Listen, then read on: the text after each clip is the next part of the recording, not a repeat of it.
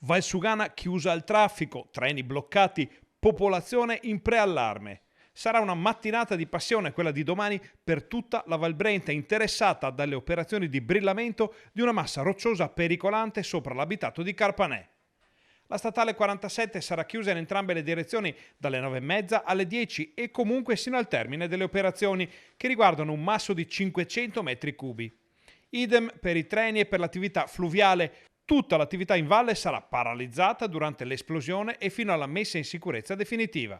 Verrà intercluso totalmente dalle 9:30 alle 10, alle 9:45, salvo imprevisti, è identificato il momento nel quale si effettuerà il brillamento. Sarà una cosa molto rapida, a cui però seguirà una fase di bonifica, di verifica delle condizioni della rete ferroviaria e della sottostante statale 47. Sarà chiusa anche l'area camper, mentre per quanto riguarda la popolazione c'è una sola abitazione che potrebbe essere coinvolta dall'esplosione e i residenti sono già stati messi in preallarme.